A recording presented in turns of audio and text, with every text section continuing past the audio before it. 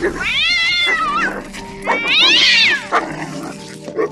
veil of morning mist cloaks the pine ridge forest. Birds sing in the distance. A creek babbles gently as shafts of golden sunlight pierce the trees. Nestled among pines, a modest log cabin stands. On the porch lies Rusty, a 10-year-old golden retriever with graying whiskers and a red bandana around his neck. He watches the forest with quiet wisdom. His ears perk suddenly. A sound, a faint, high-pitched cry, floats through the trees. Rusty rises slowly, joints aching, and pads down the steps. He moves toward the woodshed. Another cry, closer now, behind a pile of firewood. 3 tiny bobkittens huddle together, no older than a few weeks. Their fur is spotted, their eyes still wide with infancy. One snarls weakly, another limps forward before collapsing, and the smallest just watches silently, mewling. Rusty lowers his head, sniffing. They smell lost, afraid, hungry. He turns, trots back to the cabin, noses open the screen door and disappears inside. Moments later, he returns with a cold slice of turkey between his teeth. He lays it near the kittens. The limping one, the boldest, creeps forward, sniffs, eats. Rusty lies down nearby, quiet and still, not threatening, simply present. The kittens don't run. They stay. Time passes. Later that night, fire crackles in the hearth. The 3 kittens curl beside Rusty on a folded quilt. They do not touch him, not yet, but they are close. The days roll forward. Rusty scavenges bits of food. The kittens, named by Maggie, the forest ranger, become more curious. Shadow, the largest, is cautious but protective. Blaze, the limper, is daring. Luna, the smallest, is gentle and always watching. Rusty teaches them gently. When Luna climbs the furniture, he guides her down with his snout. When Blaze bites too hard in play, he gently barks. When Shadow growls at a passing squirrel, Rusty ignores it until calm returns. They begin to imitate him. One morning, Maggie arrives on her usual route, clipboard in hand. She sees him on the porch, Rusty with 3 wild bobcat cubs napping around him like a pride of lions. She freezes. "Well, I'll be—" "Rusty, what did you do?" she mutters with a smile. The cubs wake and hiss softly. Rusty glances up, but doesn't move. Maggie crouches, careful not to spook them. She pulls out a small pouch and gently tosses a few pieces of dried chicken near them. Blaze gobbles one. Shadow snarls but stays. Luna watches Maggie with her big moon eyes. "They should be in the wild," Maggie says, almost to herself.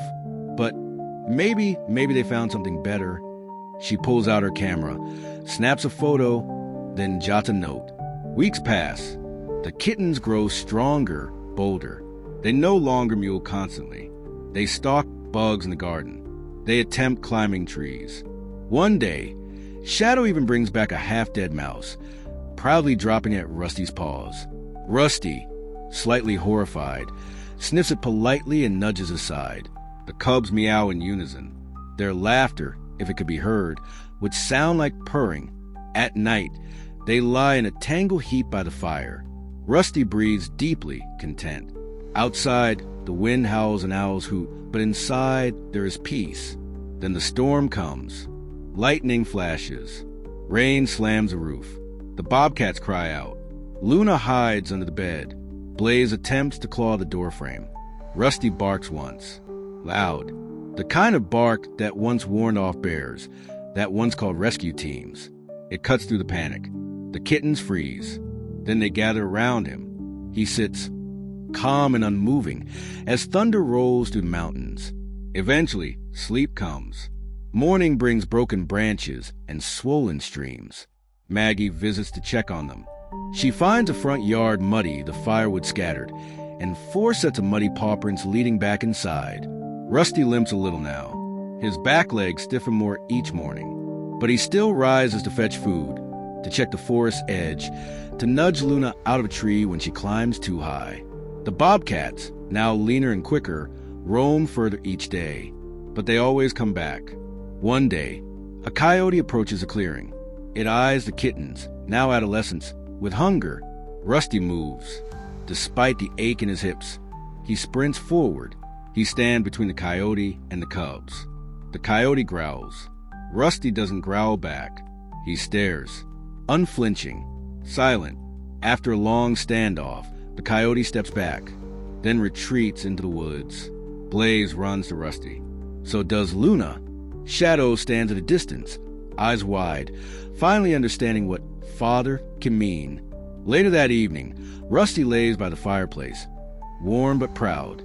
Maggie watches from the porch. She records into her notebook. Day 53. Rusty has become their guardian, teacher, protector. This is an imprinting. This is parenting. Pure and simple. By the third month, the kittens hunt on their own. They vanish into forest for hours, even a full day. But they always return. First for food, then for warmth. Eventually, just to be near him. Rusty no longer follows them. He sits on the porch and waits. Each sunset, he perks up at the sound of their return, leaves crunching, distant meows. Then one day, Shadow does a return at night. Blaze and Luna curl near Rusty, uneasy. Morning comes. No sign of him. Another night passes. On the third day, Rusty wakes and walks to the edge of the forest. He sits, waits. A rustle, a branch snaps. Shadow appears. Taller, stronger. A scratch on his ear, a limp in his step. But his eyes are calm. He walks up to Rusty, noses him softly, and then lies down at his side. Rusty licks his head once, then rests. Time marches forward. Autumn arrives. The trees turn to fire and gold. The kittens, almost full-grown now, spend more time in the forest. They begin bringing food for Rusty. Not out of need, but love. One morning, Maggie finds Blaze dragging a rabbit toward the porch. Rusty doesn't eat much anymore. He sleeps more, dreams often. One night, a hard frost covers the ground. Rusty sleeps curled in a nest of blankets. Luna lies closest, her head on his chest. Rusty dreams of rivers, of running, of his rescue days, of the Bobkittens when they were small, of home. When Maggie comes in the morning, the fire is low. The Bobcats are quiet, circling him. Rusty does not wake. Blaze lets out a low, soft sound, neither growl nor cry. Shadow walks to the door and looks at the forest. Luna nudges Maggie gently with her head. They bury him at the edge of the clearing, beneath a tree where he used to nap. Maggie lays the red bandana over the mound. The Bobcats remain nearby for a while, but one by one, they return to the forest. They do not forget. Years later, a ranger spots a trio of bobcats hunting together, something rare for solitary creatures. One wears a scrap of red cloth, tattered but clinging. Back at the cabin by the fireplace, a faded photo hangs. Rusty, surrounded by 3 tiny kittens, all asleep in a golden pile of fur. The caption beneath it reads, "Family chooses you." Fade out. The end.